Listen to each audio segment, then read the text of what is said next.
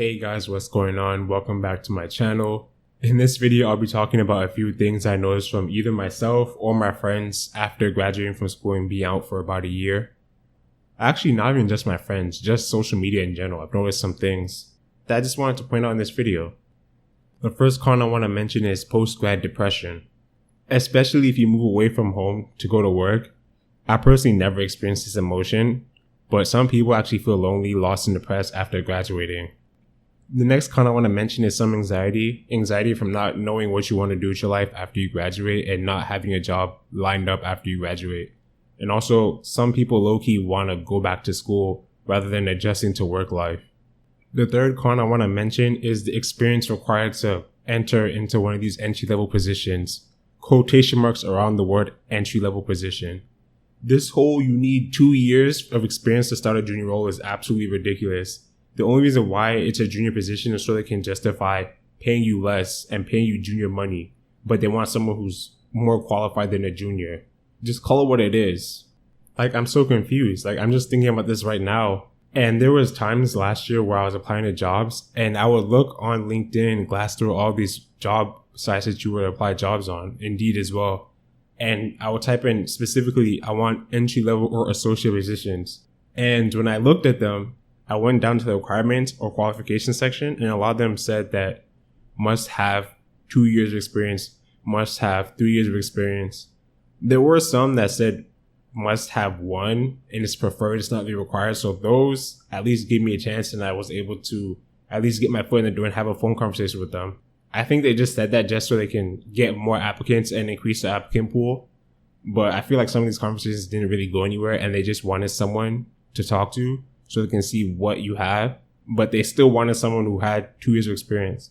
And another thing is that when people say that they want this amount of money for their salary, some companies, I assume, they have a budget in mind. And as soon as you say something that's outside of their budget, they immediately say, nope, we're dropping this applicant. We're not dealing with this guy. Or dealing with this woman. We're not going to try to adjust for them based off what their experience is. They already have a set price in mind. And if you don't fit that price, you're automatically getting disqualified.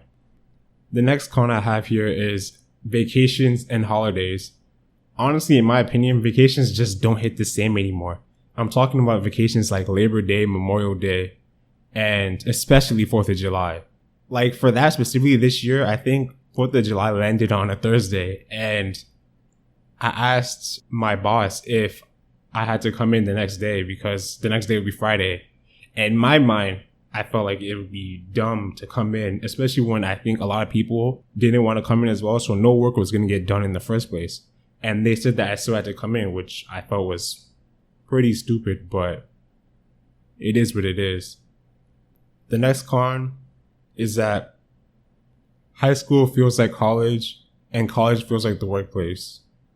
You're probably asking yourself, what does that even mean? That doesn't even make sense. High school is definitely different from college, and college is definitely different from the workplace. Well, I mean, that's true. It is different. You deal with different things, different problems arise. But I'm talking about specifically the drama. In some ways, the workplace can be similar to high school because people will be people no matter where you go. It's just human nature. Humans are humans no matter what environment you put them in. I thought a lot of the stuff like cliques, gossip, and drama would be dropped after high school. And I was actually surprised when I saw that stuff continue in college. And then when I finally joined the workforce, to see the same thing happening again, all I could say was disappointed, but not surprised. Friendships is another con of post-grad life. Similar to how you may have dropped some of your friends, quotation marks around the word friends, from high school, the same thing might happen to you in college, and that's okay. Friendships come and go, but please don't be the person who tries to force things. I'm not saying let the friendship die, but there's a difference between forcing things and letting stuff happen naturally. Some people are meant to be in your life for a specific reason, and once that reason ceases to exist, the friendship starts to fade because there's no reason for you guys to be friends. For example, some people are friends just because the situation that they're in. Since you guys are both in the same class, or you guys both have, or come from the same area. Let's say you go to school in a completely different state, and you meet this person in class, and then you find out they're from the same state your hometown is in. You usually become friends with them, or you at least know who they are and you can recognize them. And then after that, you realize when you talk to them, you don't really have much in common, and then things just fall apart. One con that specifically applies to a lot of people that I'm friends with is commute time. Depending on where you live and how far you live from your office, the commute time is absolutely ridiculous. Sitting in your car in traffic because everyone else wants to go home. Honestly, like, let's say, for example, your commute time is a total of 2 hours. 1 hour going there and then another hour coming back. You mean to tell me that those hours don't count towards your 40 mandatory hours that you have to be in the office? So now I'm spending 40 hours at work and then another 10 hours in my car because I have to come back to this office to do 40 hours for a total of 50 hours a week. Honestly, after a while, that just really takes a lot out of you. Just sitting in your car, in traffic, going home, because everyone else wants to go home. Like, there's nowhere else you can go. I mean, you could stay in the office after work and then wait for your quote-unquote rush hour in your local area to end. But that's going to take how long? 1-2 hours? Who wants to be sitting around when they can be going home? But at the same time, you're going to be sitting around in your car. So, pick your poison, I guess. One con that specifically hit me the hardest was there's no summer breaks, there's no spring breaks, and there's no winter breaks. Oh, and there's no fall breaks either if your school had it. Mine didn't. There's no summer vacation or vacations at all, actually. Those are all gone out the window. You have what is called paid time off, otherwise known as PTO, and once you run out of that, you're pretty much SOL. A year actually feels like 52 weeks now rather than how long is the actual school year? Like 10 months? And even that goes by fairly quickly. And honestly, the specific time frame from the middle of February to the end of May really hurts because there's no vacations that time. Like, I noticed that this year that the last vacation is President's Day, and then the vacation in May is, I think, Memorial Day, if I'm not mistaken. Like, the fact that there's no spring break really hit me because I'm used to having some type of break in the middle of March, beginning of April, and having to go through that 3-month stint of just consistent work. It just felt different. That's all I can say. I don't know how to explain it. I think some places allow you to go into the negative if you use all of your PTO and you work your way back up to zero. But if you leave while having negative PTO, they'll take it off your last paycheck. Some people don't care about that, but I'd rather have my paycheck in full than have it deducted because I decided to leave in negative PTO. And one thing with PTO is that as soon as you want to use your PTO, your coworkers and your boss start looking a little bit funny. Like, it doesn't make sense to me. Like, you ask to take 1 week off and they make it seem like it's a bad thing that you want a week off. Like in my case, I'm not specifically in my home state. I work somewhere else. So I wanted to go back home for Thanksgiving this past year. And I went ahead and added a request on the calendar to take that off. And I think, if I'm not mistaken, someone asked me, why are you taking off a whole week? Because I know Thanksgiving is what, Thursday? So I only get Thursday off. And I thought to myself, I might as well just go home. So I'm going to be taking a flight home and just spend the whole week with my family because I haven't seen them since I started this job.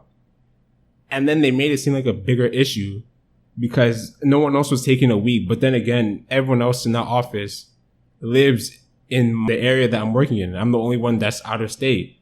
So they couldn't relate. So when they saw that I was taking 1 week, they were like, oh, this guy is taking a whole week just for one day of Thanksgiving when everyone else is over here taking, what was it? I think most people took Wednesday and they took Friday off and just had 3 days. But I decided to take the whole Monday through Friday off and then leave the previous Saturday so I can have the maximum amount of time with my family. But they made it seem like it was a completely bad thing, which was mind blowing to me. And the last con I had today is Monday to Friday, 9 to 5. I got so used to having breaks between classes, and now you come in at 9 a.m. to do your work until lunch, sit at your desk. Actually, honestly, people need to stop doing that, working while eating lunch. It's not even a break anymore. Once one person does it, the other people feel pressured into doing that and sitting at their desk and eating their lunch instead of actually going out, eating lunch, walking, doing whatever you want to do. Now people are sitting at their desk, eating their lunch and working. That's essentially not even a break at that point. And the funny thing is they don't count that towards your 9 to 5. So you still have to leave 8 hours and 30 minutes after you come in. So it's essentially 9 to 5:30, maybe 6, depending on how your place does your lunch break, if it's 30 minutes or an hour. And the thing is, there are some people who still go out and actually eat their lunch like they're supposed to and not be working during their lunch break. And people who don't follow peer pressure like them, they'll seem like lazy employees for taking a break now, which is stupid. And then the thing with 9 to 5 is you leave at 5 p.m. and then you come back again to do it all over on Tuesday, and then you realize that you have only 4 more days left of work, including Tuesday. Oh man, it's wild. I don't know how we did this from kindergarten to 12th grade. I think I covered everything here, but of course my experience isn't your experience, so I'm sure you guys will have something to add and have another perspective. So sound off in the comments if you have anything to add to this list. Oh yeah, and don't forget to hit the like button because it helps the channel. Make sure to subscribe and hit the notification bell so that you get notified of when I drop my next video. And I'm out. Peace. That close could have been better, but yeah.